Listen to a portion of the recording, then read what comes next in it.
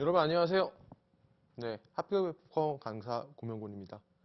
네, 오늘 5번째 시간이죠. 오늘은 이제 지난 시간에 배웠던 명제화 기술을 응용해서 명제화를 활용해서 실제로 논리 퍼즐 문제, 추론 문제들을 풀이하는 방식에 대해서 설명하려고 합니다. 우선 그 방식을 이 방식 자체를 좀 이해하기 위해서는요, 우선 증명의 원리에 대해서 조금 이해하실 필요가 있어요. 여러분들 조금 중고등학교 6년 과정 거치셨다면 이제 수학 문제 풀어보셨겠지만 사실은 증명이라는 게 사실 조금 버겁게 느껴지시는 분들, 증명이라는 걸 조금 버겁게 느끼시는 분들도 꽤 되실 겁니다. 그래서 PSAT 처음 시작하실 때 이렇게 어떤 논리 퍼즐 문제, 추론 문제 같은 걸 보시면서 그러니까 풀이하는 거 과정, 누군가 이렇게 풀이하는 과정을 보고 그거 수학 아니냐라고 이제 생각하시는 분들도 종종 있으시더라고요. 수학하고 좀 유사한 점은 있는데요. 그렇게 어려운 개념은 아닙니다. 사실 지난 시간에 잠깐 말씀드렸지만 자명한 직관, 따로 증명이 필요 없는 어떤 자명한 직관에서부터 사실 따라 나오는 규칙들을 사실 적용하는 문제예요. 물론 그 규칙들을 적용하는데 어려움은 분명히 따릅니다. 사실 근데 보통 대부분의 어려움은요, 명제화하고 많이 관련이 되어 있고요. 그리고 명제의 의미, 그러니까 명제화라는 게 일반적인 문장들, 우리가 일상적으로 사용하는 문장들을 명제 형식으로 바꿔서 이해하는 것이다라고 할 수 있는데, 그랬었죠? 일반적인 문장들을 명제로 바꿔서 이해하는 것인데 보통 대부분의 어려움은 명제화하고 관련되어 있다는 거 충분한 연습을 통해서 해결할 수 있는 부분이다라고 일단 좀 말씀드리겠습니다. 자, 연역 논리의 증명 기법이에요. 그래서 논증의 타당성을 평가한다. 증명입니다. 이게 다른 게 아니라 논증의 타당성을 평가하는 것이 증명이에요. 논증의 결론이 전제로부터 따라 나온다라는 것을 보여주는 것. 그게 논증의 타당성 평가 증명의 목적입니다. 결론이 전제로부터 따라 나온다. 지난 시간에 이 말씀 드렸을 거예요. 어떤 타당성 왜 논증에 있어서 어떤 다른 사람의 논증을 평가하는 데 있어서 타당성을 검토하는 게 왜 중요한가? 왜 중요한가? 논증이 타당하지 않다. 애초에 그러니까 그 사람이 어떤 주장을 펼치는데 어떤 사람이 주장을 펼친다라고 생각해 봅시다. 그리고 주장을 펼치면서 근거를 제시해요. 그런데 그 근거와 주장 사이의 관계가 그 관계가 타당성이 만약에 없다. 그러니까 전제가 참이어도 근거들이 참이어도 주장이 지지되지 않을 가능성이 있다라고 생각해 볼게요. 만약에 그렇다면 근거들이 맞을까 틀릴까 고민하는 것 자체가 사실은 쓸모없는 짓이에요. 비효율적인 짓이고요. 그런 점에서 다른 사람의 주장을 받아들일지 말지를 지금 검토하는 과정에서는요. 그 사람이 제시하고 있는 주장과 더불어서 제시하고 있는 근거가 과연 주장을 뒷받침하기에 충분한가를 살펴볼 필요가 있다는 거고요. 그러한 맥락에서 논증의 타당성 평가가 매우 좀 중요하다라는 거 말씀드리겠습니다. 그러면 논증의 타당성을 평가, 즉 증명하는 절차를 조금 말씀드릴게요. 우선 좀 요거는 이제 그 대부분의 이제 현대 논리학 교과서나 커리큘럼에서 이제 나와 있는 방식이 이제 전제들을 먼저 좀 정리를 하고 그것으로부터 이제 결론을 이끌어내는 방식. 보통 그렇게 훈련을 하기 때문에 종종 놓치고 있는 것들이 있어요. 그리고 거기에 저도 사실 이제 처음에 어떤 문제풀이 하는 거 저도 사실 문제풀이를 위해서 논리학을 배우진 않았거든요. 저도 사실은 문제풀이를 위해서 논리학을 배웠던 것이 아니라 그냥 논리학 철학으로서의 논리학을 공부를 했었던 사람으로서는 저도 이제 사실은 나중에 깨닫게 된 거죠. 그러니까 아주 중요한 부분 좀 놓치고 있는데 우리가 지금 목표로 하고 있는 건 뭐냐면 다른 사람의 주장을 받아들일까 말까를 고민하고 있는 과정이에요. 그런 과정을 좀 생각을 해본다면 우리가 어떤 논증의 타당성을 평가한다, 증명한다 라고 할 때 가장 먼저 해야 하는 것, 가장 먼저 해야 되는 것은 사실은 결론을 찾는 겁니다. 결론이 뭐냐 그래서 어찌 보면 이거 좀 이제 사실은 뭐 논리 교과서에서 다루지 않는 이유도 있어요. 예. 왜냐하면 이미 이제 결론이 뭔지 분명한 상황에서 전제들이 결론을 지지하기에 충분한가를 따지는 거니까요. 근데 우리가 실제로 문제풀이하는 환경에선, 그런 과정에선 대부분의 문제들은요. 결론들을 찾는 것도 사실은 조금은 어렵게 꼬아놓습니다. 네. 그래서 사실 우리가 조금 요 결론을 찾는다에 대해서 조금 우리가 지금 검토해야 되는 결론, 타당성 평가에 있어서 기준이 되는 이 축인데 결론을 찾는 것에 좀 신경을 쓰셔야 돼요.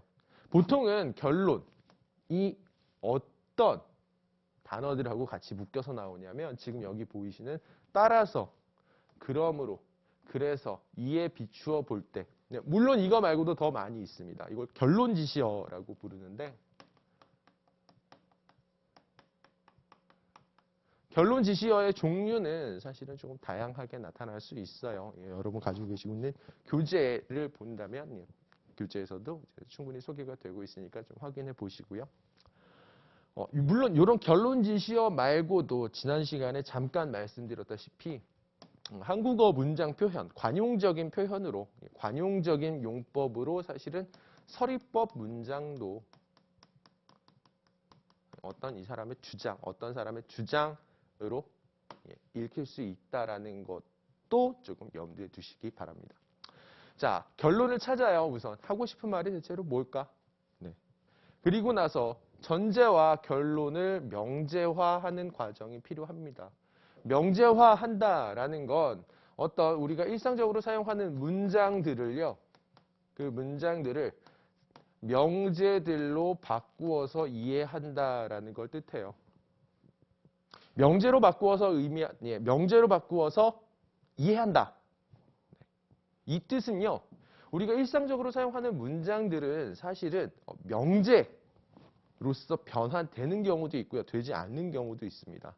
그리고 우리가 일상적으로 사용하는 문장들은 명제들로 변환이 될 때 매우 간단하고 단순한 문장이라고 생각했는데 실제로 단순한 문장이 아닌 경우도 많아요. 단순하지 않은 문장들도 있습니다.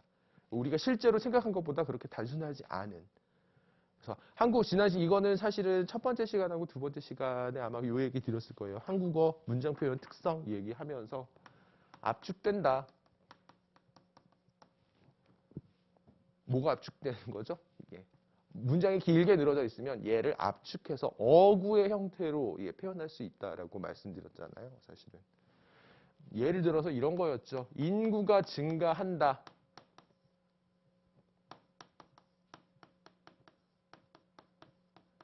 면 뭐랄까요? 여기 어떤 X가 발생한다라고 해볼게요. 얘를 사실 이렇게 써버릴 수도 있다라는 거예요. 인구 증가로 인한 인구가 증가했을 때 인구 증가일 때의 X의 발생 이런 방식으로 사실 압축도 가능해요. 사실 엄밀하게 따지면 사실 명제화할 때 사실 살짝 약간 어긋나는 부분은 있긴 하지만요.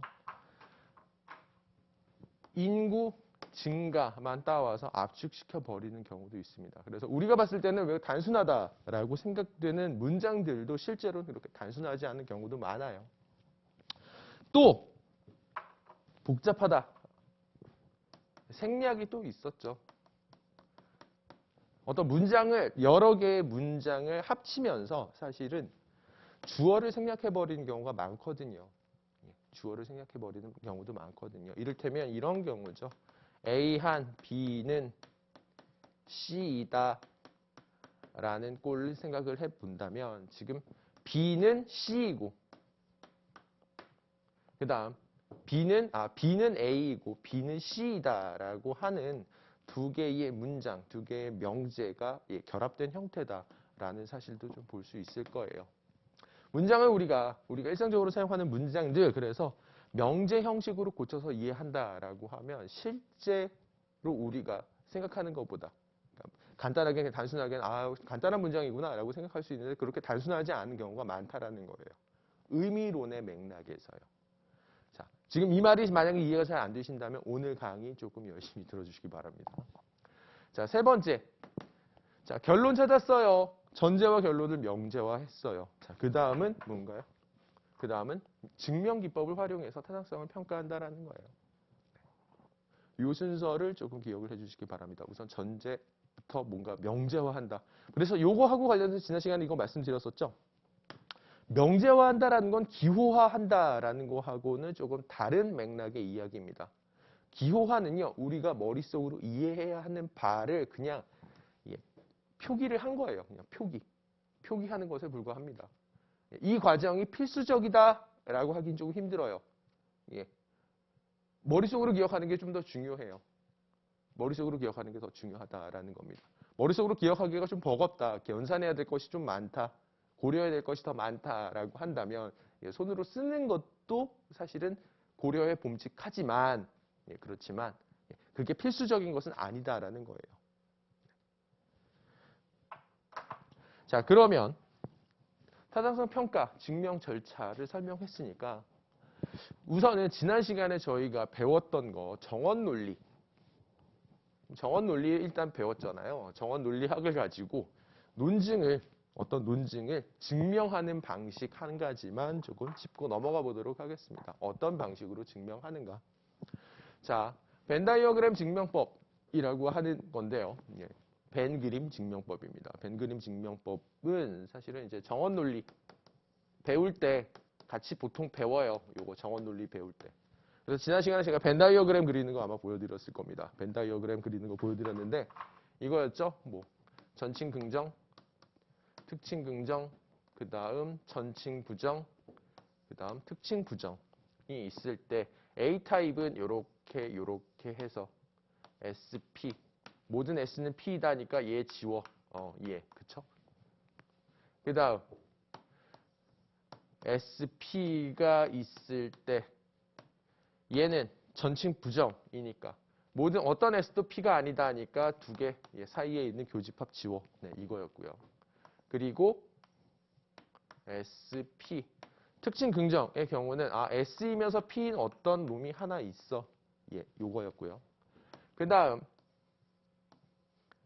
특징 부정의 경우는 S이긴 하지만 P는 아닌 어떤 게 하나 있어 라고 말씀드렸을 겁니다. 벤 다이어그램을 통해서 정원 명제 표시할 수 있다. 여기서 얻어야 되는 교훈 중에 하나는 우리가 사용하는 일상적인 문장들을 명제들로 바꿔서 명제화해서 이해하고자 할 때에 두 개의 개념으로 나누어서 볼 수 있다라는 거였어요. 그래서 벤 다이어그램 증명법도 조금 유사합니다. 벤 다이어그램 증명법은요. 근데 결론부터 들어가진 않아요. 우선은 얘는 어떻게 가는지 과정을 보여드릴게요. 우선 전제들의 정원 명제 유형들을 확인하셔야 됩니다. 얘가 A 타입이니 아니면 E 타입이니 I 타입이니 O 타입이니 그리고 그 유형에 맞춰서 벤 다이어그램을 그려야 돼요. 벤 다이어그램을 그려야 됩니다. 요거로 형태로 그리든 요거 형태로 그리든 요거든. 그리고 나서 마지막 과정은 바로 3단계 과정. 실제 증명한다라고 했을 때 이거 머릿속으로 하는 겁니다. 사실. 이건 그리는 게 아니에요. 이 과정은. 그림에서 결론을 읽을 수 있는지 여부를 확인하는 거예요. 그림을 보고. 그림을 그리는 과정은 사실은 여기까지 해서 끝나요. 그 이상은 뭔가 결론도 그럼 따로 그려야 되지 그렇진 않아요. 결론을 그리진 않습니다. 결론을 그리지 않아요. 그저 전제들만 표기하고 나서 전제들만 그림의 형태로 바꿔주고 나서 그리고 나서 그 전제들 지금 전제들로 이제 그림을 그려 놓은 상태에서 결론의 내용을 그러니까 결론의 내용도 요런 꼴이겠죠. 아마도 요런 꼴로 표시가 될 텐데 이것을 읽을 수 있는가 없는가를 보면 되는 겁니다. 그림을 어떻게 잘 이해할 수 있느냐에 달려 있겠죠. 하지만 얘가 한계가 있어요. 네, 한계가 있습니다. 벤 다이어그램 증명법은요. 한계가 있어요. 한계를 안 가르쳐 주시는 분들도 계시고 알고 계시는 분들도 아마 뭐 이렇게 알고 가르쳐 주시는 분들도 뭐 있는 것 같은데 얘가 가지고 있는 한계는요. 방금 전에 제가 아까 오늘 이거 시작할 때, 이 부분 이거 그리면서 시작할 때 말씀드렸던 교훈하고 관련되어 있습니다. 명제 하나를 그리기 위해선 명제 하나를 그림으로 표시하기 위해선 원이 몇 개가 필요할까요? 네, 몇 개요? 2개 필요합니다. 2개. 최소한 명제 하나를 그림으로 표현하려고 한다면 명제 하나를 그림으로 표현하고자 한다면 사실은 원을 2개 그려야 돼요. 기계적으로 좀 계산을 해본다면 전제의 개수가 증가하면 증가할수록 전제의 개수 곱하기 이만큼 거기에 2배만큼 계속해서 원을 그려야 된다라는 결론을 얻을 수 있습니다. 물론 겹쳐지는 개념들이 있는 경우에 겹쳐지는 개념들이 있어서 개념이 2개가 있어야 지금 제가 말씀드리는 거 이거예요. 개념이 2개가 붙어 있어야 개념 더하기 개념이 돼야 이게 명제예요. 정원 논리에선 사실 이걸 뜻하는 겁니다. 전제들, 결로들을 명제화한다라고 했었잖아요. 근데 명제는 개념 더하기 개념. 근데 얘가 원 하나, 얘도 원 하나. 전제 하나당 원 하나씩 그리는 것이 아니라 전제 하나당 원을 2개씩 그려야 된다는 거예요. 전제의 개수가 만약에 4개, 5개다. 2개, 3개, 2개까지는 괜찮아요. 근데 2개도 어떤 경우에 괜찮은 거냐면 2개도 사실은 겹쳐지는, 사용되는 개념은 한 3개 정도일 때 그냥 적절한 거지. 사용되는 개념의 개수가 4개, 5개 이렇게 되면 사실은 그리기 좀 까다로워집니다. 물론 못 그리는 건 아니에요. 근데 대신에 그건 약간 좀 서커스에 가까운 게 돼요. 요행이랄까요? 요행이라고 부르기에는 조금, 요행이라고 하면 좀 폄하라고도 볼 수 있으니까 요행이라기보다는 조금은 운에 달려있는 어떤 그런 문제가 되겠죠. 시간 내에 문제를 풀어야 되는데 딱 보니까 시간 내에 문제를 풀어야 되는데 전제들, 결론들을 전부 다 명제화해서 명제 유형으로 이해해 놨는데 보니까 지금 보니까 원을 그려야 되는 원의 개수가 엄청나게 많네. 그러면 사실은 안 그리는 게 낫죠. 하지만 지금 여러분들 여기서 보셔야 되는 거 이거 실제로 유용하게 사용될 수도 있다라는 겁니다. 개념들의 수가 충분히 적다라고 한다면요. 불가능한 건 아니고요. 여러분들 지금 요거 하시면서 그래서 지금 이제 보여드릴 텐데 어떤 방식으로 그리게 되는지 실제 좀 보여드릴게요. 그리고 나서 설명드리는 게 나을 것 같네요. 자, 벤 다이어그램 증명법 여기 제가 예시 문제 하나 놨습니다. 실제로 사용될 수 있는 문장이에요. 이렇게 얘기하시는 분들이 있을 거예요. 강사분께서는 지금 이런 게 일상적으로 사용한다고 하는데 저는 저런 거 안 쓰거든요. 본인이 안 쓰는 거 말고요. 우리가 일상적으로 사용할 수 있는 문장들이다라는 겁니다. 여기 첫 번째 표현부터 볼게요. 과학자인 동시에 수학자인 사람은 모두 천재다라고 되어 있어요. 지금 우리 봐야 되는 건 뭐냐면 모두 이다. 양화사는 모두가 쓰였고요. 계산은 이다가 쓰였습니다. 그러면 얘는 어떻게 표현해야 될까요? 얘는 분명히 명제 유형을 파악해보면 얘는 전칭 긍정이구나 라는 사실을 확인할 수 있겠죠. 그런데 보니까 사람이 있는데 사람이 과학자이고 사람이 수학자이고 그리고 그 사람은 모두 천재다라고 지금 되어 있어요. 사람을 굳이 그러면 개념으로 바꿀 이유가 지금 여기선 있을까요? 그러기는 조금 그럴 필요는 없을 것 같아요. 그럴 필요는 없을 것 같고요. 자, 그 다음 어떤 수학자도 천재가 아니다. 자, 이미 지금 여기서 사람이라는 얘기가 되어 있으니까 천재가 아니래요. 어떤 수학자도 천재가 아니다 보니까 전칭 부정이네요. 이 타입. 자, 그러므로 수학자인 동시에 과학자인 사람은 아무도 없다라고 되어 있어요. 어떻게 봐야 될까요? 수학자이면서 과학자인 사람은 존재하지 않는다라는 의미일 텐데 그렇겠죠? 그럼 얘가 의미하는 바를 생각을 해본다면 수학자라면 과학자는 아니다라고 하면 될 거고요. 또 동시에 역으로 과학자이면서 수학자가 아니다. 과학자들은 모두 수학자가 아니다가 참일 때, 2가지가 동시에 참일 때 아마도 참이 되겠구나라고 생각해 볼 수 있을 겁니다. 제가 지금 말씀드리는 거 그림으로 그려본다면 사실 이렇게 그려볼 수 있어요. 우선은 사람이라는 개념은 조금 빼놓겠습니다. 여기서 원래는 그려야 돼요. 얘도 복잡해요. 원래는 사실은 좀 더 복잡합니다. 하지만 지금 우리가 그냥 직관적으로 이해한다라고 했을 때는요. 사실 이렇게 그려볼 수도 있다라는 거예요. 어떤 사람이 과학자고요. 그리고 동시에 수학자예요. 여기죠. 여기에 속하는 존재들이 있다면 이게 전부 다 천재다.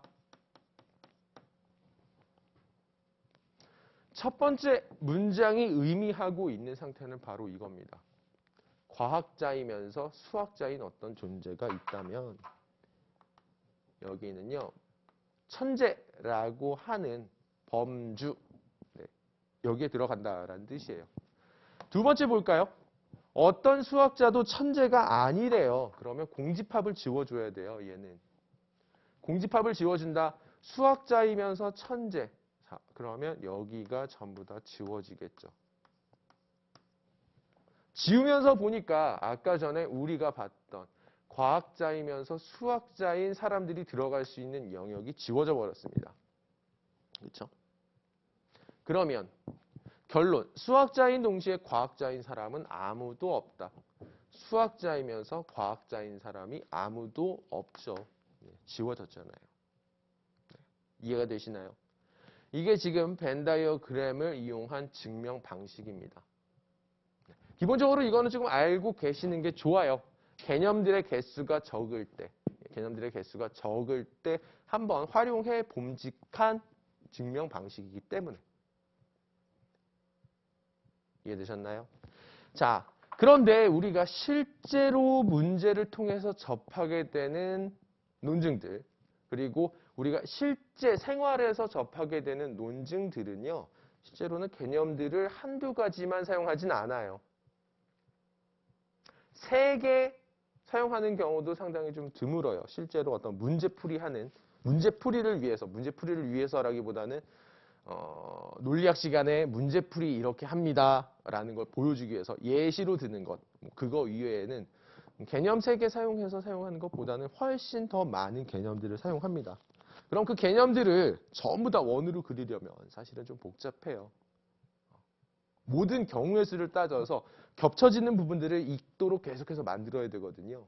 원이 4개가 된다라고 하면 원 4개가 겹쳐지는 영역들이 있고 모두 있어야 되고 그게 눈으로 잘 명징하게 보여야 돼요. 명징하게 보여야 된다라는 겁니다.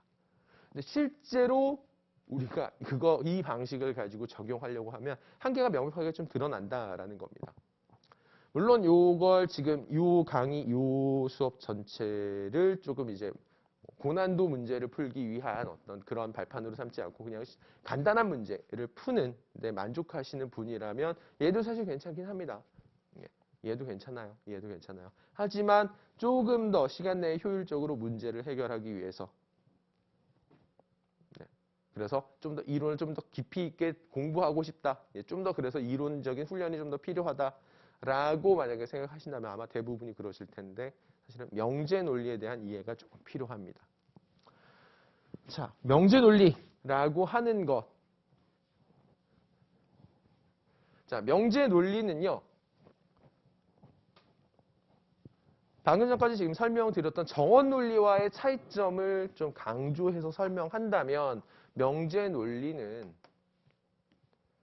문장의 내부 구조에는 별 관심이 없어요. 정원 논리는 사실은 범주에 대한 논리예요. 범주와 관련되어 있는 논리입니다. 범주라고 하는 카테고리예요. 카테고리컬 프로포지션입니다. 정원 논리다라고 하면 문장을 구성하고 있는, 명제를 구성하고 있는 두 개념들 사이의 관계를 범주화라고 한다고 하는데 범주들 간의 관계로서 이해하는 겁니다. 얘가 여기에 포함이 되느냐 혹은 되지 않느냐. 얘이면서 여기에 속하면서 요 집합에 속하는 애가 있느냐. 이 집합에 속하지만 이 집합에 속하지 않는 어떤 애가 있느냐. 그걸 표시하는 것으로 본다라는 거예요. 정원 논리에서. 정원 명제는 그러니까 문장을 명제로 이해할 때 범주들 간의 관계로 이해하는 반면에 명제 논리는 이 문장의 내부 구조에 대해서 신경을 안 쓴다라는 거예요. 난 상관없어 라고 이제 선언하는 거죠. 명제 논리는 명제 자체가 가지고 있는 의미, 진리값에만 오직 거기에만 주목을 합니다. 그러니까 명제 논리에서의 기호화, 보통 뭐 P, Q, R, S 뭐 이런 식으로 쭈쭈쭈쭈쭈쭉 넘버링 들어가는데 실제로 문제 풀이할 때는 뭐 A, B, C, D 뭐 이렇게 가기도 해요.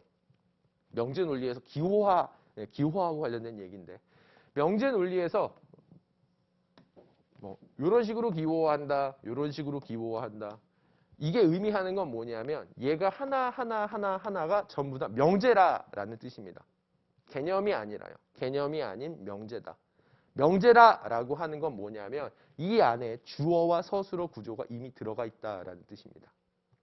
주어와 서술어의 구조가 이미 이 안에 들어가 있다라는 뜻이에요. 바로 그런 의미입니다. 그래서 명제 논리는요, 사실은 우리가 일상적으로 사용하는 문장들을 명제화할 때 어떤 문장이 참 거짓이 될 수 있는 최소 단위에 대한 개념을 좀 토대로 합니다. 그리고 그 명제들이 합쳐져서 결합해서 어떤 식의 문장이 만들어진다라고 보는 거예요. 다시 말해서 이렇게 단순 명제와 합성 명제다라고 하는 두 가지로 나눠서 본다라는 겁니다. 그래서 명제 논리 이걸 좀 배우게 되면 지금 명제 논리 필수 증명 기법이라고 지금 제가 이렇게 적어 놓긴 했는데 명제 논리에서만 쓰이는 건 아니라 이후에 나타나는 어떤 수러 논리에도 그대로 사실 적용될 수 있어요. 이 세 가지 증명 방식을 조금 배우시게 될 겁니다. 이 세 가지 증명 방식을 조금 이제 간단하게만 좀 설명을 해드리면, 지금 이제 아마 문제풀이 하시는 분들, 주로 이제 문제풀이 많이 하시는 분들의 경우는 어떤 뭐 논리 퍼즐 문제가 있다, 추론 문제가 있다라는 복잡한 설명을 이제 집어치우고, 전제들 사이에 뭐 모순이 발생하는지 봐라. 라고 해서 이제 눈으로 이제 어떻게든 모순을 찾아내려고 하는 그런 과정이 있는데, 그거보다는 조금 더 기계적인 과정이에요. 기계적인 과정입니다. 좀 더 기계적이에요. 그래서 한눈에 내가 좀 이렇게 어떤 때는 사실 그게 잘 보일 때도 있고 어떤 때는 안 보일 때도 사실 있는데 그걸 조금 넘어서서 그러니까 시간을 무의미하게 보내는 것보다는 그 상황에서 어떻게든 뭐라도 지푸라기도 잡아야겠다라고 할 때 사용할 수 있는 전략 중에 하나입니다. 더군다나 이제 더 나아가서는 이렇게 갈 수도 있죠. 이걸 보고 나서 이 접근법을 가지고 나서 어떤 추론 문제를 버리고 어떤 추론 문제를 풀이할지에 대해서도 조금 가능한 게 가능하다라는 소리예요. 자, 하나씩 좀 설명드리면 필수적인 증명 기법, 원래 아까 전에 정원 논리도 필수적인 증명 기법의 하나로 좀 들어갈 수 있습니다. 그다음에 요거 하나에 좀 더 추가적으로 뭐 진리표에 의한 증명도 사실 있긴 한데 그거는 이제 훈련할 때나 쓰는 거고 지금 여러분들이 도달해야 되는 거 최소한 3가지 테크닉은 필수적으로 기억하고 계셔야 된다라는 뜻이에요. 그리고 얘가 어떤 방식으로 작동하는지도 아셔야 되고요. 자, 3가지 증명 기법 말씀드릴게요. 우선 직접 증명의 방식이 있습니다. 직접적인 증명은요, 전제들이 참이라고 이미 가정을 합니다. 그리고 나서 결론이 참인지 거짓인지 확인하는 거예요. 정원 논리의 증명법하고 유사합니다. 벤 다이어그램 증명하고 유사해요. 전제들이 참이라고 가정해요.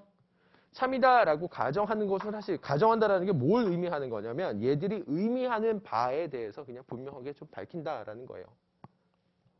어떤 경우에서 어떤 상황에서 참이 되는지 그 경우의 수를 전부 다 밝혀준다라는 겁니다. 그걸 고정시킨다라는 뜻이에요. 마치 그림 그리듯이. 그리고 나서 결론이 실제로 결론의 내용을 그 안에서 우리가 읽어낼 수 있는지 없는지를 확인하는 것. 그걸 보통 직접 증명이라고 해요. 제일 처음 배웁니다. 이것 자체는. 그 다음이 간접 증명이에요. 간접 증명은 전제들이 모두 참이다라고 가정을 해요. 그리고 나서 결론이 거짓이라고 가정합니다. 전제들이 참이고 결론이 거짓이다라고 가정합니다. 이게 무슨 소릴까? 전제들의 참으로부터 결론의 참이 따라 나와야 되거든요. 무슨 소리냐면 전제들이 참이라면 결론이 반드시 참이어야만 해요. 근데 지금 여기에서는 거꾸로 가는 겁니다. 사실. 전제의 참과 결론의 거짓을 가정해버립니다. 만약 이런 상황, 타당한 논증이라면 이 상황에서 어떤 문제가 발생하냐면 모순이 발생하게 된다라는 겁니다. 전제들 사이에서. 아까 전에 전제들을 모두 참이다라고 가정했는데 그런데 모순이 발생했네. 어떤 전제가 하나가 거짓이라고 튀어나오네. 그러면 결론을 거짓이라고 가정한 게 잘못된 거구나 라는 사실을 알 수 있다는 거예요. 간접 증명의 테크닉입니다. 세 번째 조건 증명은요.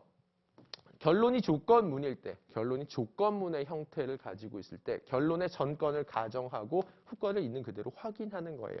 지금 제가 설명드리는 게 이해 안 되실 수도 있어요. 근데 제가 지금 여기서 여러분들이 아셔야 되는 건 명제 논리를 안다라고 하면 배우게 되었을 때 여러분들이 도달할 수 있는 영역은 사실 이 부분이다라는 겁니다. 그리고 사실은 여러분들이 결론의 형식, 결론의 형태, 전제와 결론이 가지고 있는 전제와 결론을 구성하고 있는 명제들의 의미, 문장들의 명제로서의 의미들, 그래서 경우의 수하고 고려해서 세 가지 방식을 어떤 방식을 선택해서 문제를 풀지를 선택해 볼 수 있다라는 뜻입니다. 자, 그러면 실제 우리가 사용하는 문장들, 우리가 일상에서 접할 수 있는, 일상이라고 하지 않을게요. 문제라고 하는 게 나을 것 같습니다.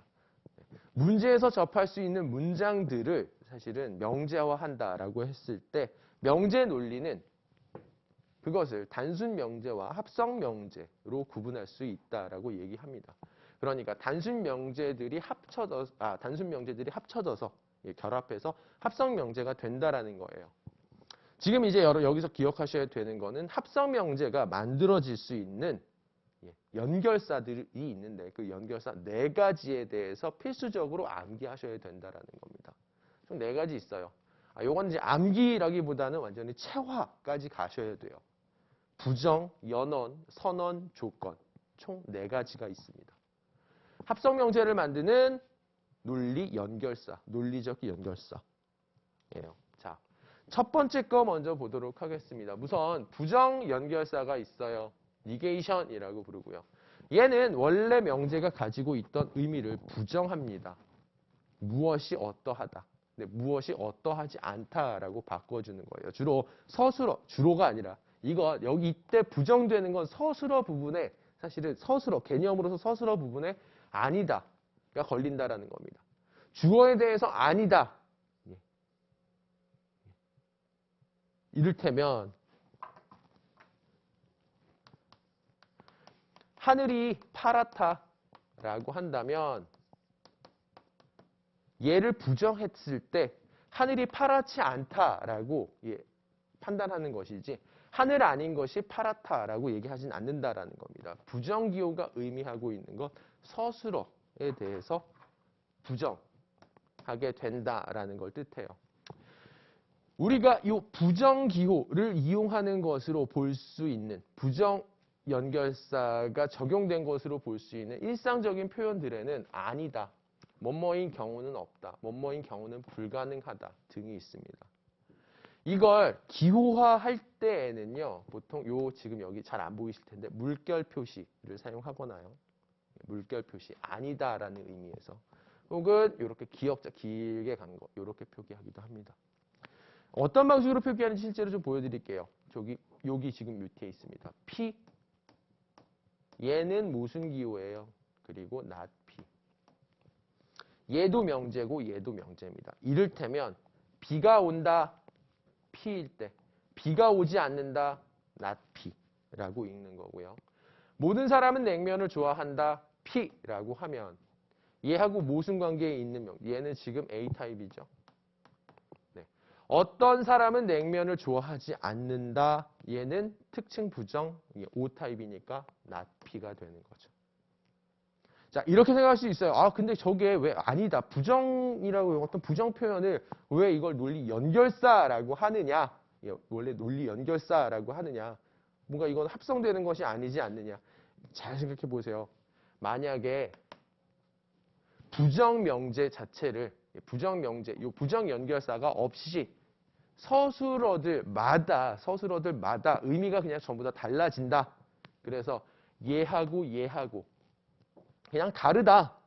그렇게 갈 수 있어요. 얘 없이. 부정기호 없이 그냥 얘하고 달라라고도 표기할 수 있습니다. 근데 그럴 때에는 어떤 문제가 발생하냐면 얘가 참일 때 얘가 거짓이 된다라는 논리적 관계를 우리는 파악할 수도 없고요. 그리고 우리의 실제 일상 언어 문장들을 명제화할 때, 명제들로 바꾸어서 이해할 때 사실은 명제의 개수가 너무 많이 늘어나게 돼요. 근데 그건 조금 피하는 게 좋다라는 함축이 담겨져 있는 거죠. 얘를 좀 진리표로 표현하게 되면 이렇게 표현할 수 있어요. P라는 원래 명제가 있다라고 하고요. 거기에 대해서 부정기호 붙여서 not P라고 할 때에 P가 참이다라고 하면 not P는 거짓이 되고요.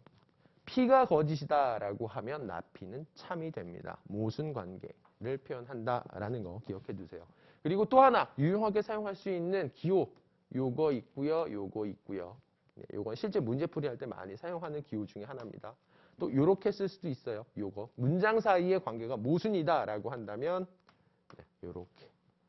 자, 왠지 요 같지만 요건 아닙니다. 자, 연언 보도록 할게요. 연언 기호는요. 결합된 두 문장이 모두 참일 때 참이 된다라는 걸 의미해요. 어떤 두 문장을 대등하게 묶어준다라고도 생각하시면 됩니다. 우리가 일상적으로 사용할 수 있는 우리가 문제에서 접할 수 있는 문장들 중에선 이런 애들이 좀 대표적이에요. 그리고 이런 애들도 있습니다. 그런데 얘도 있어요. 그러나 이런 경우도 있어요. 하지만 이런 경우도 있어요. 뭐뭐이며 뭐뭐이다. 이렇게 될 수도 있습니다. A와 B는 모두 C이다 라고 하면요. 이건 사실은 A도 C이고 B도 C이다 라고 할 수 있겠죠. 얘도 사실은 연언을 만드는 접속어로서의 지위를 갖습니다. 조사지만요. 자, 약간 조금 이상하게 느끼시는 분들도 아마 계실 거예요. 이상하다고 느끼시는 분들은 이제 국어 공부 상당히 열심히 하신 분들일 겁니다.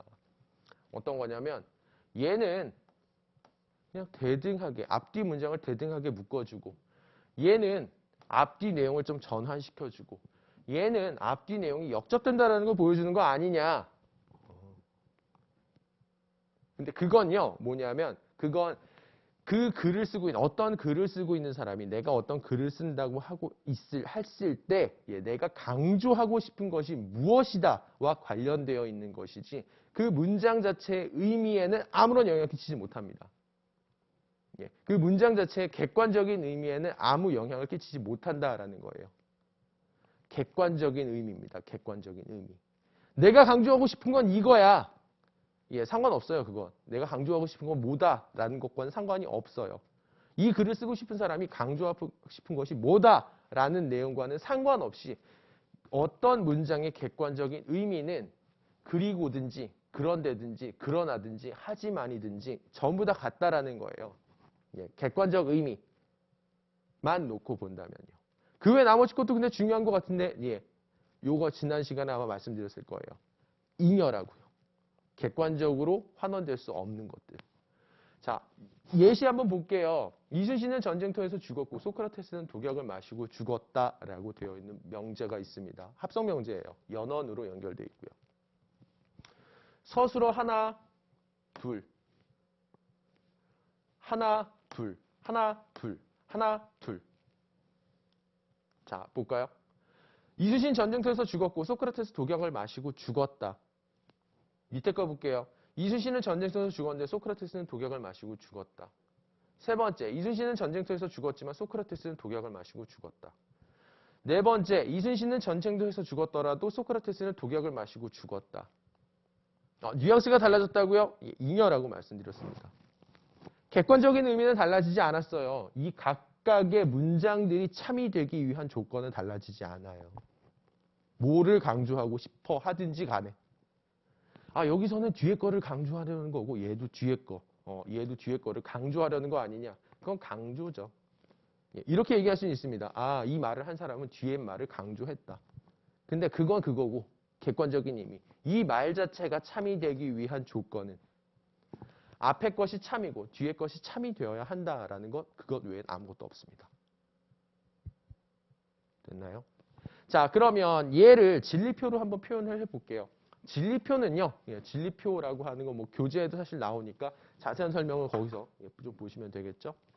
진리표를 통해서 자 P 그리고 Q 동시에 연원으로 묶여 있을 때에 참이 되는 조건 좀 보도록 할게요. 자, 둘 다 참이면 참이고요. 하나라도 거짓이니까 거짓. 하나라도 거짓이니까 얘가 참이어도 거짓. 그 다음 거짓이니까 거짓이 나옵니다. 네. 가끔 요거 이제 보면 앞에 내용은 그래, 이거는 내가 몰랐다. 가끔씩 그런 분들 계세요. 제가 지금 말씀드린 건 매우 지금 컴팩트하게 지금 설명드리는 건데 다 필요한 부분이에요. 진리표도 내용도 상당히 좀 중요합니다. 제 체계 내에서. 뭐냐면 요거 아셔야, 요 연원 구조 아셔야 선언 구조도 알고 요거 명제화 할 때 명제 구조 지금 유심히 좀 보셔야 돼요. 지금 얘는 참이 될 수 있는 조건이 한정적이에요. 예, 경우의 수가 4가지 있어요. 연원 명제. 경우의 수가 4가지 있습니다. 얘가 참이나 거짓이 될 수 있는 모든 경우의 수가 4가지가 있고요. 명제 개수하고 지금 명제 개수에 대해서 n승으로 지금 계속해서 경우의 수가 생겨나고 있습니다. 여기 R이 하나 더 붙는다라고 하면 지금 여기 칸이 8칸이 돼야 돼요.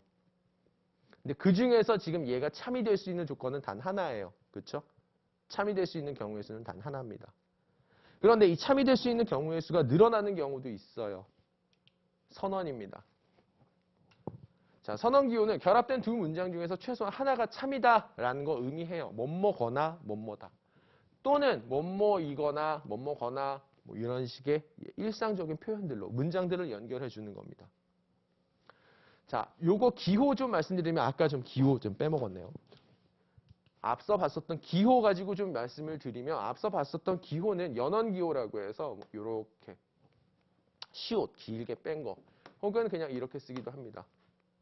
네, 그건 그냥 마음대로 편한 거 선택하시면 돼요. 네, 선언 볼게요. 선언. 선언 또는 뭐뭐이거나 뭐뭐거나 네, 이런 거 있어요. 그래서 얘는 V 표시를 이렇게 합니다. V 표시로 해요. V 표시로 문장을 연결해줘요. 자, 볼게요. 국가 간 관계는 평화 상태이거나 전쟁 상태이다. 주어 생략해버렸죠. 국가 간의 관계가 평화 상태이다. 또는 국가 간의 관계가 전쟁 상태이다. 됐나요? 자, 이렇게 갈 수도 있습니다. 인간의 실체는 정신적이거나 물질적인 것이다. 라고 한다면 지금 여기에서는 마찬가지로 주어 생략됐어요. 인간의 실체는 정신적이다. 또는 인간의 실체는 물질적이다. 명제화해서 이해한 겁니다. 자, 그는 어제 출근하지 않았거나 미리 연락을 받지 못했을 것이다 라고 되어 있죠. 그는 어제 출근을 하지 않았다. 연락을 받지 못했다. 누굴까요? 그는. 두 개예요. 두 개입니다. 두 개. 꼼꼼하게 읽으셔야 돼요. 사실은. 그래서 서술어 중심으로. 명제화할 때에도요. 자, 그래서 지금 여기서 보셔야 되는 건 마찬가지 아까 전에 잠깐 말씀드렸다시피 경우의 수 보셔야 됩니다. 총 4가지 경우 나오죠? 총 4가지 경우 나와요. 참일 때, 참입니다. 둘 중에 하나만 참이어도 참입니다. 둘 중에 하나만 참이어도 참입니다. 두 개 다 거짓이면 거짓이 돼요. 이것이 바로 선언으로 연결된 문장이 가지고 있는 객관적인 의미, 명제로서의 의미입니다. 세 번째 거 봤으니까 다음 거 보도록 할게요. 자, 조건 연결사입니다. 조건 연결사는 별표를 하나 쳐 놓으셔도 돼요. 얘는 조건 연결사 자체는. 이건 뭐냐면 전건의 참이 후건에서도 참이 된다라는 것을 나타내요. 전건이 참일 때 후건도 참이 된다라는 것. 못하네요. 전건이 참이 될 때 후건도 참이 된다. 전건의 참이 후건에서 보존된다라는 걸 뜻합니다. 지난 시간에 아마 말씀드렸을 거예요. 앞에 게 참이면 뒤에 것도 참이다. 그럼 앞에 게 거짓이면 뒤에 것도 거짓인가요? 예, 그럴 필요는 없다라고 말씀드렸었죠. 그걸 그대로 사실 여기에서 반영을 합니다. 우리가 일상적으로 접할 수 있는 명제 표현 아주 단순한 건 그래서 조건 연결사로 연결된 건 이런 것들이 있어요. A이면 B이다. A이익에서는 B 해야 한다. A이므로 B이다. 오직 A일 때에만 B이다. 그리고 주로 저는 화살표를 사용하고요. 요거하고 관련해서 조금 많이 오해하시는 분들이 있어요. A이기 위해서는 B 해야 한다. A를 하려면 B 해야 한다. 그럼 이제 머릿속에서 요거를 인과하고 헷갈리시는 분들이 있어요. 인과. 이거 인과 아니냐. 네, 함축하고 달라요. 조건. 얘는 인과는 조건하고 다릅니다. 인과관계는요. 요거를 이제 함축관계라고도 이제 설명을 하는데 얘기하는데 조건문 어떤 문장이 조건문 형식으로 읽힌다라고 해서 그게 모두 다 인과관계를 나타내는 건 아니에요. 네, 항상 이 관계가 성립하지 않습니다. 여기다가 적어야겠네요. 인과관계로 성립하지 않아요. 함축관계와 인과관계는 달라요. 인과관계는 시간 순서를 항상 포함하고 있거든요. 근데 조건문에서 나타나는 건 판단의 순서지 시간의 순서는 아닙니다. 판단하는 순서지 판단의 순서일 뿐 시간의 순서는 아니에요. 그 말을 하고 있는 사람이 판단하고 있는 순서를 나타낼 뿐이지 실제로 어떤 사건들 사이의 시간 순서를 고려해서 어떤 문장을 말해야 된다라는 조건은 주어지지 않아요. 예, 그런 용법은 없습니다. 요건 나중에 요 다음 시간쯤에 인과추론 하면서 귀납 배울 때 한번 다시금 설명해 드리도록 하겠습니다. 얘는 그냥 A이면 B이다예요.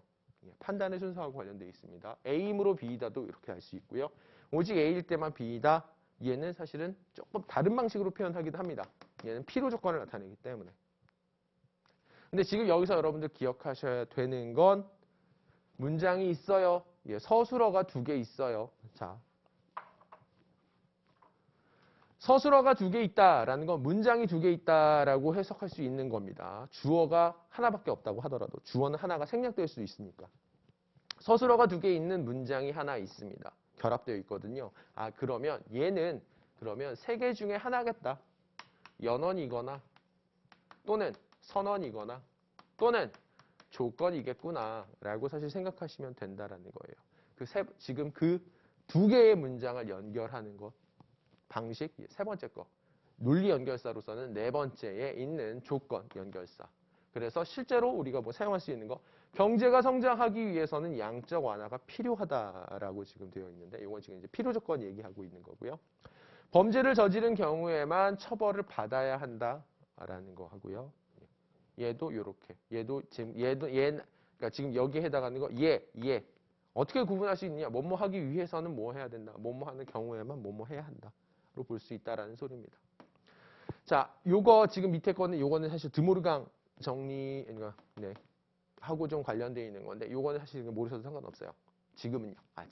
지금 여기서 봐야 되는 건 여러분들 명제화하고 관련된 거 좀 기억하셔야 되니까. 자, 지금 진리표로 보도록 하겠습니다. 얘가 나타내는 진리표. 조건문이 나타내는 진리표를 조금 이해하실 필요가 있어요. 요거 좀 보시면 자, PQ 각각의 진리 조건, 참조건이 어떻게 바뀌는지에 따라 이 조건문의 진리값이 바뀝니다. 볼게요. 참에서 참으로 가면 참이에요. 참에서 거짓으로 가면 거짓입니다. 아, 이건 앞이 참인데 뒤에 게 거짓입니다. 조건문 자체가 의미하는 건 전제가 참일 때 후건도 참이 된다. 전건이 참일 때 후건도 참이 된다라는 걸 의미하는데 전건이 참인데 후건은 거짓이야? 아, 그럼 조건문 전체가 거짓이 됐다라는 걸 의미합니다. 자, 그런데 얘네들 보세요. 전건이 거짓일 때에는요, 사실은 그냥 참입니다. 전건이 거짓일 때는 그냥 참이에요, 사실. 전건이 거짓일 때는 후건이 참이 되든 거짓이 되든 상관없어요. 이걸 가지고 이제 사실은 이렇게 비판하는 철학자들도 있어요. 아, 그건 참 공허한 참이다. 공허하다. 우리가 이제 그거는 사실은 근데 뭐랑 조금 관련되어 있냐면 이렇게 볼 수 있는 겁니다. 조건문 자체가 의미하는 바에 대해서 조금 잉여적인 부분에 대해서 너무 좀 집착하는 게 아니냐라고도 사실 볼 수 있어요. 이게 공허하다라고 한다면 사실 그건 왜 이렇게 보통 얘기하냐면 보통 사람들이 조건문을 이해할 때 항상 어떤 인과관계를 머릿속에서 떠올리기 때문에 그래서 근데 요거는 사실은 지금 만약에 이제 요거랑 관련해서 말씀드리는 건데 조건문하고 관련돼서 이 부분 사실 이해하는 거 상당히 힘들어 하시는 분들 많아요. 이 부분 이해하기 힘들어 하시는 분들 많고 그래서 요거랑 관련해서 보통은 이제 임기응변식으로 보통은 이제 설명하시는 분들은 이렇게 얘기하죠. 그냥 이렇게 얘기하시는 분들 있어요. 아, 그냥 외우세요, 이거는. 아, 그냥 뭐 이건 어쩔 수 없는 겁니다라고 해서 외우시는데 저도 예전에 사실 그랬었는데 하나 조금 이거 말씀드리면 이거는 조금 이제 조건문의 의미, 객관적인 의미에 대해서 조금은 사실은 잘못된 방향의 이해를 조금 가지고 있는 것이다라고 할 수 있고 이거는 그냥 뭐 문제풀이를 위해서 외운다 수준에서 넘어가실 건 아닙니다. 제가 봤을 때 조금 여러분들 체화가 되셔야 되는 어떤 그런 부분이에요. 이거 그냥 어떤 이를테면 이런 거예요. 이를테면 보통 이제 그냥 외운다라고 하면 그냥 외워라. 이유는 없어. 그냥 외워. 만약에 이렇게 얘기를 하기 위해서는 적어도 이렇게 얘기를 할 수 있어야 돼요. 뭐냐면 보통 이렇게 얘기할 때에는 이거 활용하면 상당히 유용하게 써먹을 수 있는데 근거가 불분명해. 또는 증명하기 어려워. 네, 이렇게 봐야겠네요. 증명이 어려워. 보통 이러면은 이제 됐어. 그냥 그럼 외워. 나중에 그냥 문제풀이에 일단은 근데 쓸모는 있거든. 그러니까 이거는 외워. 근거가 없어. 또는 아니면 증명하기 어려워. 근데 쓸모는 있거든. 그러니까 외워. 라고 한다면 그렇게 나갈 수는 있어요. 근데 제가 봤을 때는 그건 사실 좀 별로 왜냐하면 근거 없지 않아요. 근거가 오히려 분명해요. 그냥 외워라 하고 얘기하는 어떤 그런 쪽보다. 조건문이 가지고 의미하고 있는 바에 대해서 만약에 지금 이거 자체가 납득이 잘 안 된다라고 하면 거의 한 10중 8구는 조건문의 의미 자체에 대해서 뭔가 약간 다른 방식으로 계속해서 엉뚱한 거 생각하시고 있을 가능성 커요. 얘는 어떤 조건문이 있다라는 건 앞에 있는 전건이 참이라는 것도 아니고요. 후건이 참이라는 얘기도 아닙니다. 조건문이 참이다라는 소리는 전건이 참이 될 때 후건도 참이 된다. 그런 관계에 있다. 진리보전적인 관계에 있다라는 것만 나타냅니다. 그거 외에는 사실 잉여다라고 생각을 하셔야 돼요. 근데 그게 아닌 그거 이상을 넘어서 조건문을 가지고 근데 다른 것도 표현하잖아요. 그렇죠. 그런 경우 있어요. 다른 거 표현할 수 있는 경우도 있어요. 근데 그 옆에 보통 부가적으로 여러 가지 조건, 맥락들, 컨텍스트에 의해서 그런 것들이 정해지죠. 조건문 자체는 그런 게 없어요. 근데 그거에 대해서 납득하지 못하고 그냥 근거가 없다라고 계속해서 생각하시거나 증명하기 어렵다. 증명이 뭐가 어려워요. 공허한 참이라고 이제 뭔가 어떤 그런 식의 주장이 있을 수도 있는데, 그건 사실은 지금 여러분들하고 좀 사실은 좀 이 문제 풀이하고 과정하고는 조금 동떨어져 있는 관념이다라고 생각을 하셔야 되고요. 암기 사실 그 이상 넘어가야 된다라는 사실 말씀드리는 겁니다. 그 이상을 넘어가야 된다라는 거예요. 그냥 피상적으로 알고 있는 것이 아니라 이거 자체를 좀 체화하셔야 된다. 그것 때문에 그 우려 때문에 당부의 말씀차 드리는 겁니다. 말씀드리는 거예요. 자, 그러면 증명의 원리 좀 보도록 할게요. 증명의 원리라고 하는 건 사실은 이겁니다. 전제들이 모두 참일 때 결론이 참인지 확인한다. 결론이 거짓일 때 전제들 중에 거짓이 있는지 확인한다. 두 가지 패턴으로 사실 가요. 기본적으로는요. 기본적으로. 아까 전에 말씀드렸던 직접 증명, 간접 증명, 그 다음에 조건 증명의 경우는 사실은 이 기본적인 틀, 원리에서의 응용 패턴이다라고 생각하시면 됩니다. 그래서 실제 요거 가지고, 예문 가지고 하나 좀 보도록 하겠습니다. 만약 영희가 철수를 좋아한다면 영희는 철수에게 초콜릿을 줄 것이다. 일과라고 생각하지 마세요. 이거 조건문입니다. 그렇죠? 조건, 연결사에서 연결이 돼 있잖아요. 이 말은 무슨 뜻일까요? 영희가 철수를 좋아한다라는 것이 참이면 영희가 철수에게 초콜릿을 준다라는 말이 된다는 소리예요. 무슨 뜻인지 이해가 되시죠? 영희는 철수를 좋아한다. 얘는 지금 그냥 딱 단순 명제네요. 따라서 영희는 철수에게 초콜릿을 줄 것이다. 그런지 아닌지 보기 위해서 우선 뭐 해야 되나요? 직접 증명 방식으로 간다면 얘가 참이다, 얘가 참이다라고 가정하고 그리고 나서 얘가 참인지 아닌지 체크를 하면 되는 겁니다. 간접 증명을 한다라고 하면 참이라고 가정하고 얘를 거짓이라고 가정하는 거고요. 자, 그런데 명제의 논리 보통 이제 훈련, 논리 연결사 용법화, 사용법하고 그리고 나서 각종 추론 규칙에 대한 학습을 위해서 그것의 훈련을 위해서 사실은 인공 언어를 조금 많이 사용해요. 영희는 철수를 좋아한다 라는 걸 P라고 기호로 표시하고요. 영희는 철수에게 초콜릿을 준다 Q라고 표시를 합니다. 단순 명제들로 명제화시키는 거예요. 이렇게 명제화시킬 때 맨 위에 나와 있는 전제는 이렇게 표현이 돼요. P이면 Q이다. 그 다음 두 번째 전제는 이렇게 표현이 됩니다. 영희는 철수를 좋아한다. 그냥 P라고 쓰는 거죠. 그리고 따라서 영희는 철수에게 초콜릿을 줄 것이다. Q라고 되어 있는 겁니다. 사실 이건 너무 자명한 논증이에요. 타당하다라고 읽어낼 수밖에 없습니다. 근데 그럼에도 불구하고 제가 이거 좀 설명드린 이유는 계속 뭔가 이렇게 요거 용법, 조건 연결사하고 관련해서 자꾸 어떤 오해 같은 걸 가지고 계신 분이 계셔서 얘가 참이 되는 경우는요. 아까 잠깐 보셔서 알겠지만 세 가지예요. 한 가지가 아닙니다. 세 가지예요. 세 가지. 얘가 참일 때 얘가 참인 거고요. 얘가 거짓이고 얘가 거짓인 경우, 얘가 거짓이면서 얘가 참인 경우가 있다라는 거예요. 세 가지 경우 있어요. 얘는 참이 되는 경우가 하나밖에 없는 거고요. 얘도 참이 되는 경우가 하나밖에 없는 거죠. 그래서 얘는 사실은 자명한 것이긴 하지만 보실 때 요거 보고 나서 사실은 우리가 해야 되는 거 요거 딱 보고 나서 참이 되는 경우가 어느 정도 있겠다라고 사실 가늠해야 된다라는 소리입니다. 전제들 보고. 사실 요거는 요 다음 단계. 일단은 필수적인 증명 원리 세 가지를 완전히 숙지한 다음에 들어갈 단계이긴 하죠. 자, 아무튼 지금 저기 요거 설명 좀 점프를 했는데 이겁니다.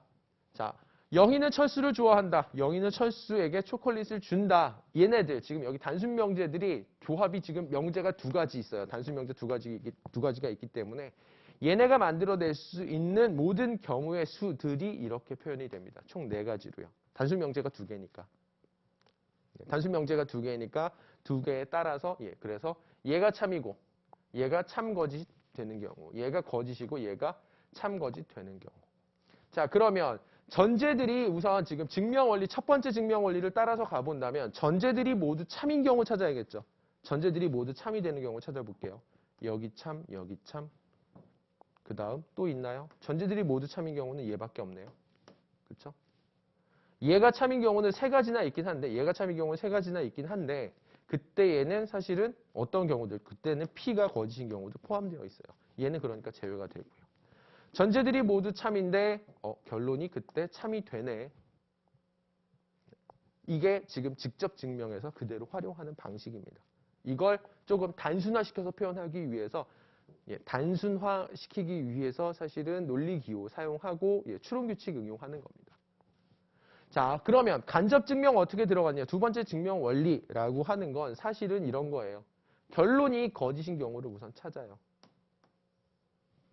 결론이 거짓인 경우를 우선 찾습니다. 그리고 나서 결론이 거짓인 경우에 대해서 결론이 거짓인데 전제가 모두 참이 되는 경우 있는지 없는지 역으로 따라가는 거예요. 보니까 얘가 거짓인데 그때는 전제들 중에 거짓이 하나 있네요. 거짓인데 전제들 중에 거짓이 하나 있네요. 그러면 얘는 전제들이 참이면서 결론이 거짓인 경우는 없구나 라고 추론이 가능하다라는 겁니다. 그러면 얘는 타당하구나라는 걸 증명하게 된다라는 거죠. 그냥 자명하게 보이는 걸 뭐 이렇게 복잡한 어떤 그렇게 이런 거를 왜 괜히 이렇게 설명을 해주느냐라고 생각하실 수는 있는데 이게 기본적인 토대고 원리입니다. 복잡한 문제 풀려면 풀 수도 있죠. 지금 이제 풀어야 될 텐데. 우선 필수적인 추론 규칙부터 하나 짚고 넘어갈게요. 긍정식 있습니다. 네. 긍정식은요. 요렇게 보통 표현돼요. A이면 B, A이다. 따라서 B이다. 전권 긍정, 긍정식이라고 불리는 애들입니다. 두 번째 볼까요? 부정식은요. 요렇게 표현돼요. A이면 B이다. 근데 B가 아니다. 따라서 not A이다. 자, 이게 왜 이렇게 되는 걸까요? 얘가 참인 경우는 세 가지가 있다라고 했었죠. 얘가 참인 경우는 세 가지가 있는데 그 중에서 not B가 참인 경우는 A가 거짓인 경우, not A가 참인 경우밖에 없다라는 걸 의미하기도 합니다. 아, 이 설명 복잡하고, 아, 저 설명 너무 복잡해. 그냥 대우로 보면 되잖아. 자, 보통은 이제 그냥 대우가 너무 인상적인 분들이 조금 많아요. 중고등학교 과정 거치면서. 대우 규칙이 너무 인상적인 분들이 조금 많은 것 같아요. 보면 종종 저도 지도하다 뭔가 이렇게 설명을 하다 보면. 대우 규칙이 의미하는 건 사실은 지난 시간에 말씀드렸고 오늘도 좀 강조해서 얘기하고 있는 참이 거짓을 포함하면 안 된다는 걸 그대로 나타내요. 그냥 앞뒤 순서 바꾸고 부정한다 부정한다 이렇게 되는 게 아니라요. 이 대우 뭐 이거 관계보다 가장 중요한 건 어찌 보면 대우 관계죠. 근데 대우 관계가 왜 성립하는가? 대우 명제가 어떤 대우 명제의 진리값이 왜 같은가? 대우 명제의 의미가 왜 같은가? 그건 사실은 뭐랑 관련되어 있냐면 조건문 자체가 가지고 있는 특성과 관련되어 있다는 겁니다. 진리 보존성이요. 자, 조건 3단 보도록 할게요. A이면 B이고 B이면 C이다. 따라서 A이면 C이다. 네. 꼬리 물기 뭐 이렇게 얘기하시는 분들도 계시고 맞아요. 자명하죠. 더 이상 뭐 설명이 필요 없는. 그 다음 세 번째 A 또는 B가 참이다. 그런데 A는 참이 아니다. 따라서 B가 참이다. 여기서 보셔야 되는 거 이건 필수적인 추론 규칙입니다. 필수적인 추론 규칙이다라고 하는 건 어떤 문장을 봤을 때 이런 꼴이 보인다라고 하면 아, 이 부분은 타당하겠군이라고 눈으로 바로 익히실 수 그러니까 만으로 뭔가 별도의 증명 과정 필요 없이 그냥 아, 얘는 그냥 맞다라고 하실 수 있어야 된다라는 거예요. 필수 추론 규칙이다라는 거. 별도의 증명 과정 없이도 아, 이게 맞다라는 걸 인식할 수 있어야 된다라는 겁니다. 자, 명제 논리 필수 증명 기법 다시 그러면 좀 설명해 볼게요. 이제는 조금 납득이 되실 수 있을지는 모르겠습니다. 전제들이 참이라고 가정하고 그리고 나서 의미를 파악한다라는 겁니다. 모든 경우의 수들을 따져봤을 때 결론이 참이 되는지를 확인해라라는 거. 납득이 되시죠? 전제들이 참이라고 가정한다. 무슨 의미냐? 아까 보셨겠지만 우리가 일상적으로 사용할 수 있는 문장들은 명제화했을 때 합성 명제로 바뀔 수 있습니다. 합성 명제로 인식될 수 있어요. 근데 그 합성 명제들이 참이 되는 경우 객관적인 의미를 갖는다라고 한다면 그건 참이나 거짓이 된다는 걸 뜻합니다. 근데 객관적인 의미를 갖는다라고 가정하고 그래서 그 중에서도 참이 된다라고 가정했을 때 경우의 수는 한 가지가 아닌 경우가 많아요. 여러 가지가 될 수 있습니다. 근데 그때 그 모든 경우에서 결론도 참이 되는가 아닌가 확인해 본다라는 뜻이에요. 자, 고맥락에서 간접 증명. 전제들이 참이고 결론은 거짓이라고 가정합니다. 주어진 조건에서. 그리고 나서 모순이 발생하느냐 하지 않느냐를 본다라는 거예요. 경우의 수를 따져봐야 된다라는 거. 자, 결론이 조건문일 때 결론의 전건을 가정하고 후건을 확인해라라는 거. 이거 이제 실제 풀이 과정까지 이제 설명하려면 조금 시간이 많이 걸리기 때문에 이 강의하고 좀 취지가 좀 안 맞아서 좀 설명을 못 드리는데 결론이 조건문으로 나타나는 경우도 있어요. 아, 요거랑 관련해서 좀 말씀드리면 결론이 조건문인 경우는 사실 좀 다양하게 나타날 수 있습니다. 아까 전에 뭐뭐이면 뭐뭐이다라고 하지만 서술어 두 개 붙어 있고요. 주어 서술어 형태로 약간 관형절과 서술어로 연결되어 있는 경우도 사실 조건문으로 볼 수 있는 경우가 많아요. 이를테면 남의 집을 침입한 사람은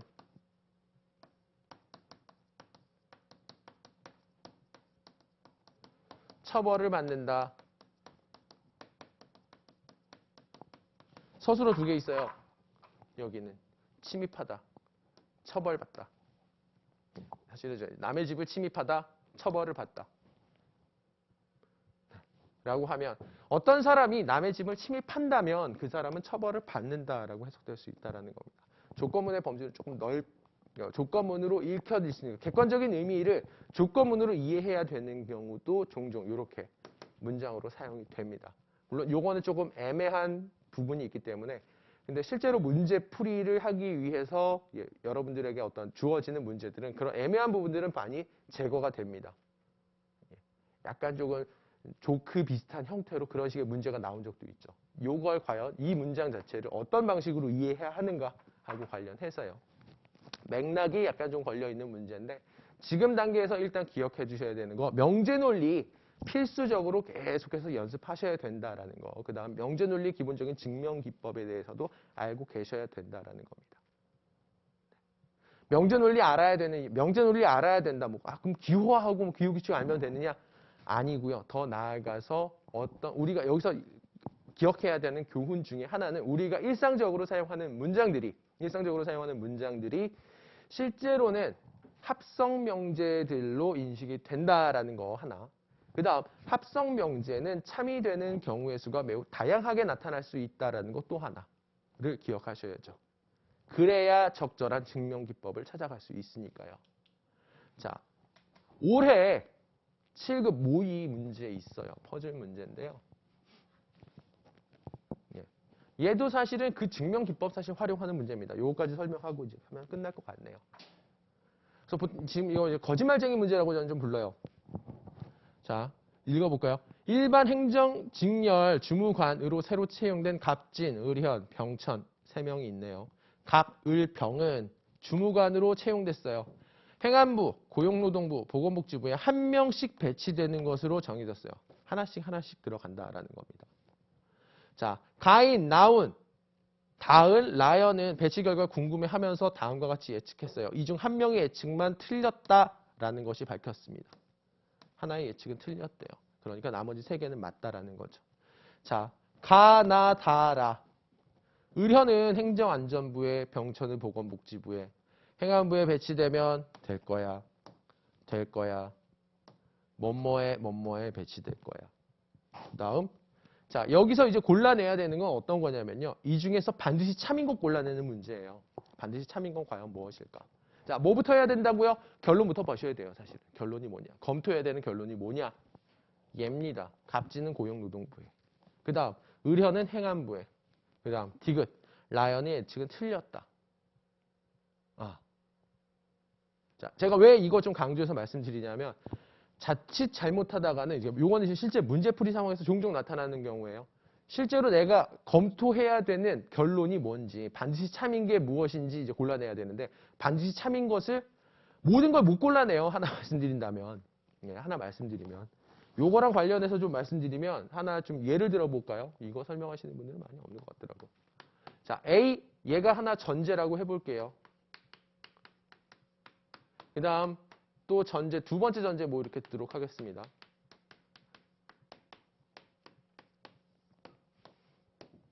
그러면 이제 한번 여러분 생각해 보세요. 전제가 2개가 주어졌습니다. 사실 하나 주어도 크게 상관없긴 한데 이 2개의 전제로부터 따라 나올 수 있는 결론들 중에서 타당한 것의 개수는 얼마나 될까요? 타당한 결론이 여기에서 이 2가지로부터 따라 나올 수 있는 타당한 결론은 몇 가지나 될까요? 라고 물어보면은 보통 이제 하나, 2개 뭐 이렇게 하시는 분들이 있는데 하나 말씀드리면 이렇게 만드는 거 어떤 결론 나올 수 있는지 보여드릴게요. 일단 이론적인 맥락에서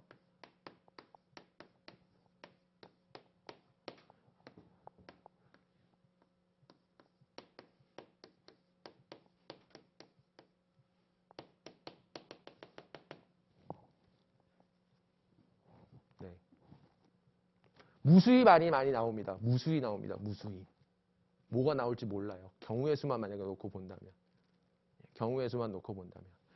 타당하게 따른 얘가 참이고 얘가 참이면요. 일단 여기 기본적으로 먹고 들어가는 게 있어서 여기에 뭐 새로운 거 갖다 붙이면서 계속해서 갖다 붙여서 뭔가 새로운 명제 만들 수 있어요. 새로운 결론.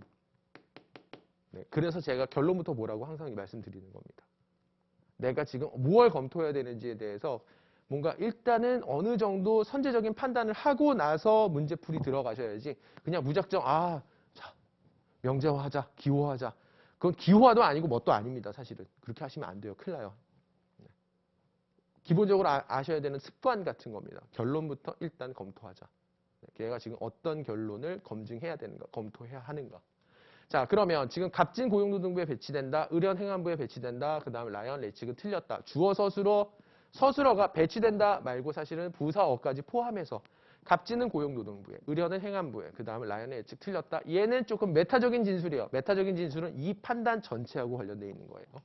자, 관련되어 있는 부분이기 때문에 이 부분하고 관련해서 조금 이제는 별도로 좀 떼어놓고 실제로 이제 보면 되겠죠. 이거 이제 기호할 것이냐 아니면은 뭐 여기서 모순을 찾아라.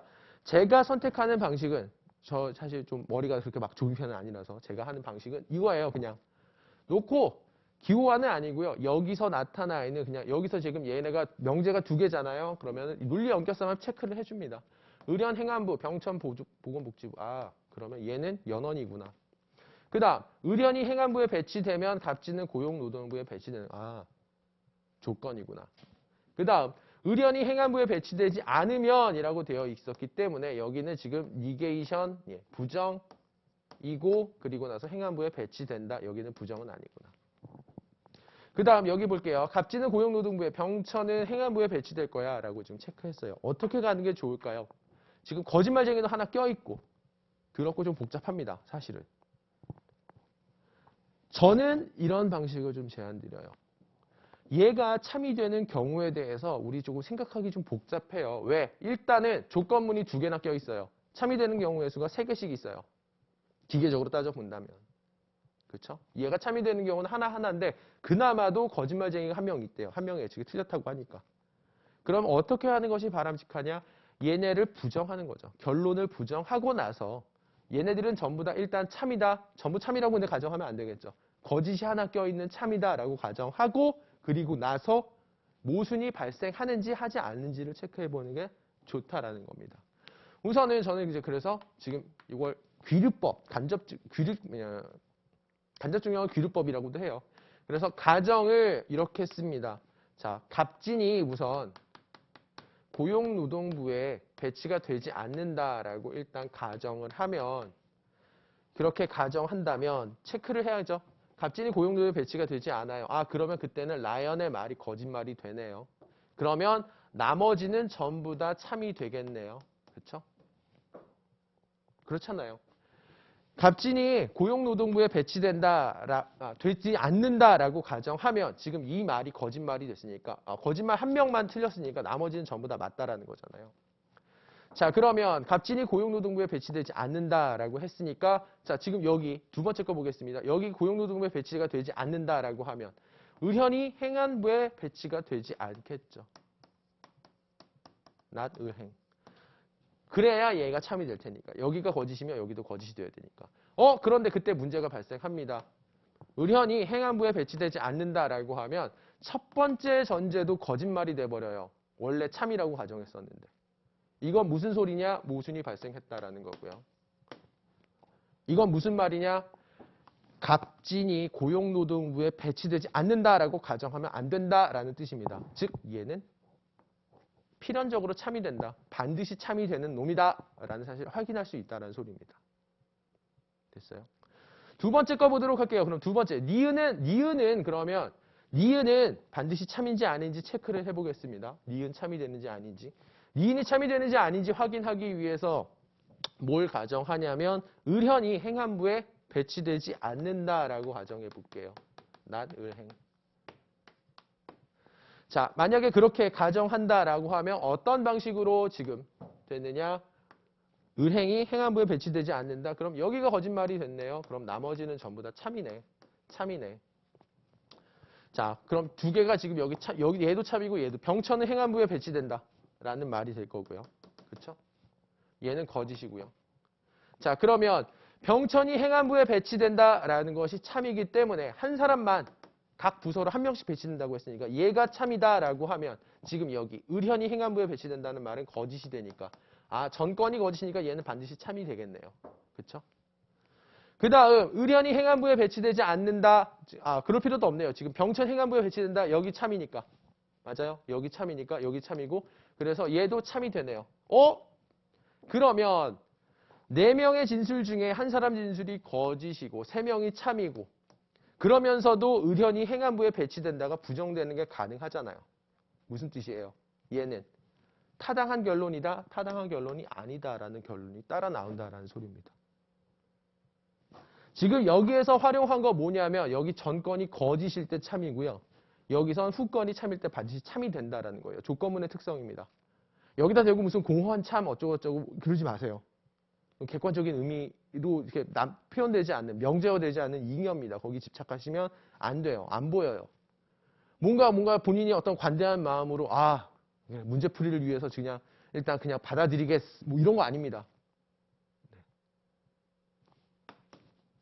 자, 그럼 여기 볼까요? 라연의 예측은 틀렸다. 예, 라연의 예측은 틀렸다라고 하는데 라연의 예측이 지금 틀렸다라고 볼 수 있는 거. 우선 자, 요걸 판단하려면 어떤 거 보셔야 되냐면요. 갑진이 우선 고용노동부에 들어간다는 건 필연적인 참이에요. 그래서 얘도 참입니다.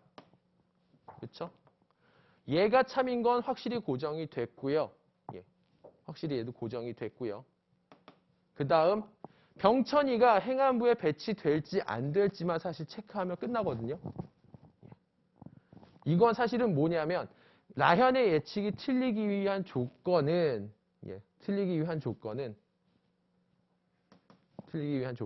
뭐냐면 지금 얘가 거짓이 되는 경우예요.